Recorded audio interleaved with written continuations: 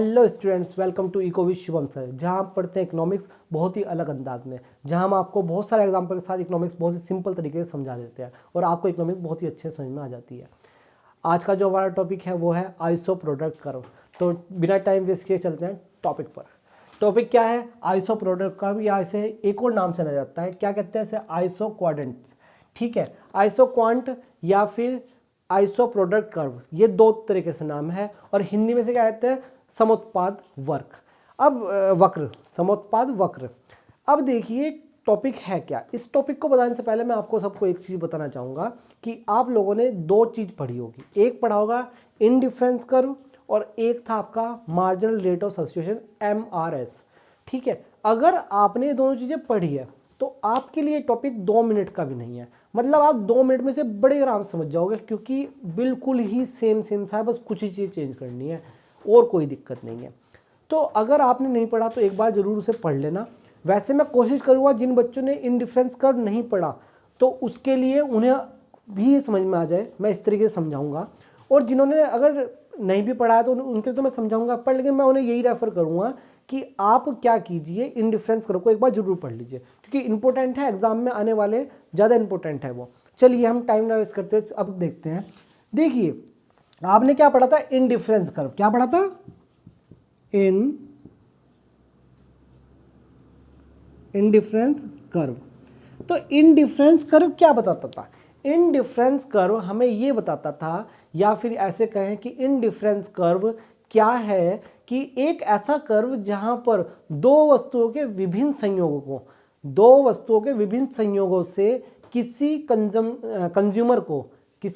Consumer को समान satisfaction मिलता है। क्या कहा मैंने? ऐसे किसी भी दो वस्तुओं के ऐसे विभिन्न संयोग जहां पर कंज्यूमर को समान क्या मिलता है? सेटिस्फेक्शन मिलता है। ऐसा कर्व क्या कहलाता है? इनडिफरेंस कर्व कहलाता है। इनडिफरेंस कर्व में क्या था? Same satisfaction. क्या? Same satisfaction. ठीक है, हिंदी में क्या कहते हैं? संतुष्टि। तो ये क्या बात कर रहे थे? इनडिफरेंस कर्व की बात कर रहे थे कि सेम सेटिस्फेक्शन मिलता था। अब हम बात करते हैं आइसो प्रोडक्ट कर्व की।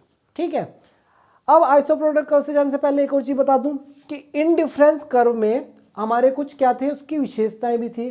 तो उस विशेषताओं को बिल्कुल same to same iso product curve में है, बस कुछ चीजें चेंज होगी। अब आते हैं आइसो प्रोडक्ट कर्व पे। आइसो प्रोडक्ट कर्व में एक चीज समझनी होगी। अब हम कौन सा चैप्टर पढ़ रहे हैं इस टाइम?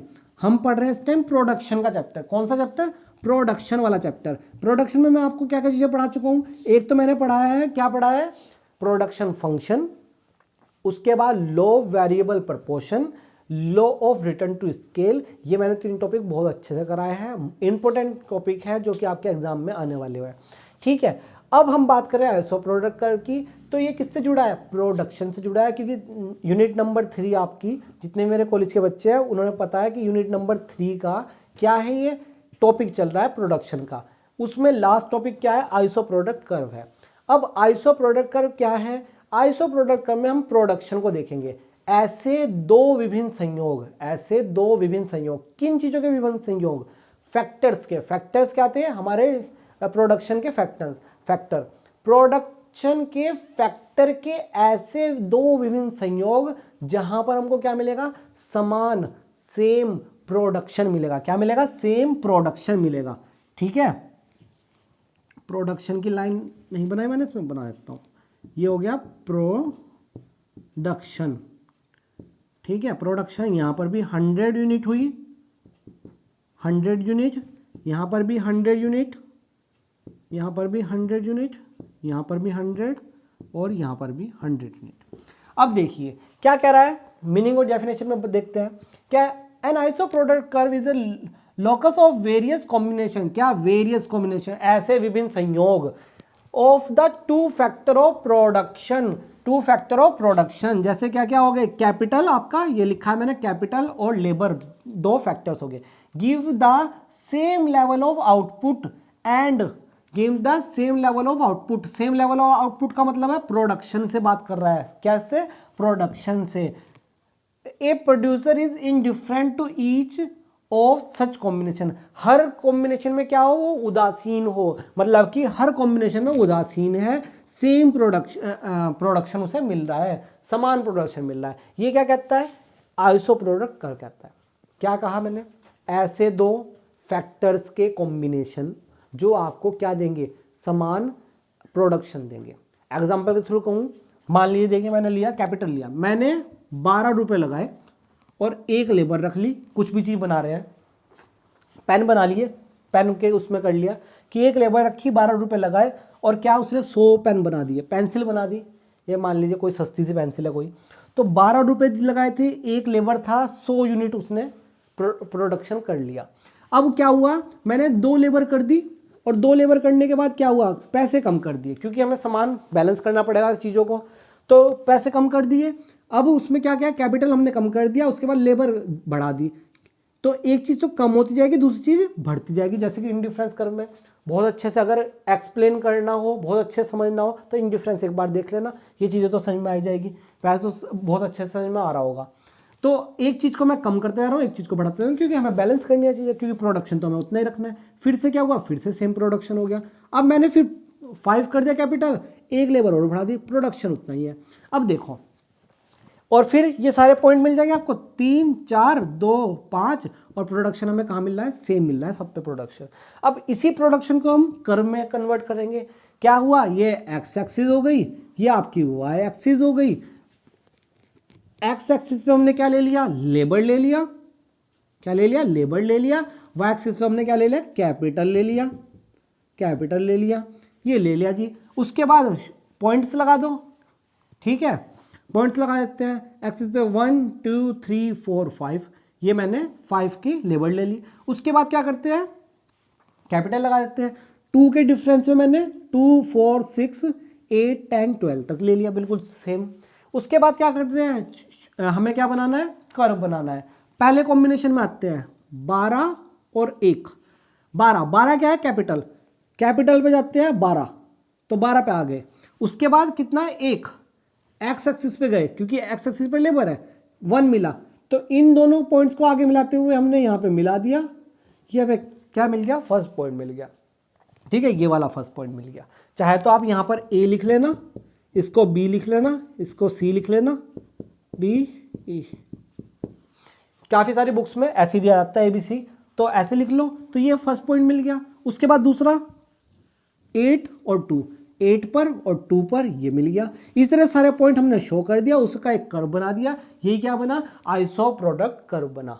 क्या बना, आइसो प्रोडक्ट कर्व। कैसा स्लोप है, क्लास में मैंने आपको कॉलेज में पढ़ाया था, बताओ कैसा स्लोप है, सबको पता होगा, क्योंकि सब जितने भी बच्चे थे उन्हें सबको मैंने अच्छे से एक्सप्लेन किया था। क्या है ये, निगेटिव स्लोप है, निगेटिव स्लोप आ रहा है, नीचे की तरफ बढ़ता हुआ आ रहा है। स्ट्रिप जब ऐसे चलाओगे आप तो वो नीचे गिरता हुआ जा रहा है, तो निगेटिव स्लोप है।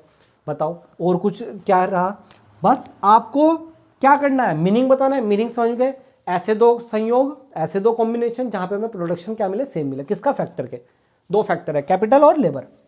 उसके बाद मीनिंग बता दिया, मीनिंग के बाद आपने डेफिनेशन दे दी, डेफिनेशन के बाद आ जाते हैं शेड्यूल पर, जैसे इंडिफरेंस कर्व में करते हैं, बिल्कुल सेम सेम। शेड्यूल लिख दिया, शेड्यूल में ये बना दिया, उसके बाद उसका डायग्राम हो गया इंडिफरेंस कर्व का, इंडिफरेंस कर्व का डायग्राम हो गया। चाहे तो उसके बाद मैप दिखा दो, मैप पे क्या दिखाते थे, अलग अलग प्रोडक्शन, उसका इंडिफरेंस कर्व का अलग अलग क्या दिखाते थे, इंडिफरेंस कर्व दिखाते थे। जैसे ये हो गया इंडिफरेंस कर्व 1, यहाँ पे हमें प्रोडक्शन दिखाना है, तो IPC 1, IPC 2, IPC 3, ठीक है, ये 50 प्रोडक्शन कर रहा है, ये 100, और ये उसके बाद 150, ठीक है। ऐसे आपने मैप दिखा दिया, ये मैप दिखा दी, उसके बाद मैप दिखाया ये, उसके बाद क्या दिखा दोगे, उसके बाद आप विशेषताएं दिखा दोगे, शर्तें दिखा दोगे, ठीक है। तो ये आपका बिल्कुल सिंपल सा टॉपिक था, बहुत ही आसान। अगर आपने इंडिफरेंस कर्व पढ़ा है तो आपके लिए तो बहुत ही आसान था, और जिन्होंने नहीं पढ़ा उनके लिए भी बहुत आसान है। कुछ नहीं है, क्या है, सिर्फ 2 कॉम्बिनेशन की बात कर रहा है कि 2 आपके फैक्टर्स हैं, उनका कॉम्बिनेशन लिया, समान प्रोडक्शन किया है, बस, और भी कुछ भी नहीं है। बड़ा ही प्यारा सा सिंपल सा, आराम से नंबर दिया जाता है एग्जाम में। ये भी हो गया। हाँ, एक चीज़ बता देता हूँ मैं, यहाँ पर क्या होता है, आपने पढ़ा है marginal rate of substitution, but यहाँ पर है marginal rate of technical substitution. अब इसकी बात है, क्योंकि ये चीज़ समझने की है थोड़ी, तो इस जो नेक्स्ट वीडियो होगी उसमें हम ये देखेंगे, और इसकी विशेषताएं हमने वहाँ पर भी कैरेक्टरिस्टिक वाले उसमें पढ़ाया था इंडिफरेंस कर्व में, कितनी थी, 4-5 विशेषताएं थी, और उसमें मैंने आपको बताया था कि उसी तरीके से लिखा, बच्चों ने बहुत अच्छा लिखा है। जब मैंने कॉपियाँ चेक करी तो कुछ बच्चों ने तो कमाल का लिखा था, ऐसा लिखा था नंबर काटने का मन ही नहीं कर रहा था उसमें। तो वही है कि सारा कुछ लिखने के बाद उसके बाद विशेषताएं हो जाएगी। विशेषताएं वही थी कि एक कॉन्वेक्स होता है, मूल बिंदु की ओर उन्नतोत्तर होता है, और बहुत सारी थी क्योंकि एक दूसरे को कट नहीं करता, ये सारी वो चीज़ें थी, बहुत ही आसान आसान सी। तो कल को उसे अच्छे से कर लेंगे और कल को इसे marginal rate of technical substitution को देख लेंगे और ये वाली यूनिट हो जाएगी कंप्लीट, बिल्कुल कंप्लीट। उसके बाद जाएंगे हम कॉस्ट वाले पे। कॉस्ट वाले से 2-3 क्वेश्चन हैं जो मोस्ट इंपोर्टेंट होते हैं, उसे भी क्लियर करके फिर हम नेक्स्ट चलेंगे। ठीक है, तो आज के लिए इतना ही रहेगा। हमसे जुड़े रहिए और अच्छे से पढ़ते रहिए। अब मिलते हैं हम नेक्स्ट वीडियो में। धन्यवाद।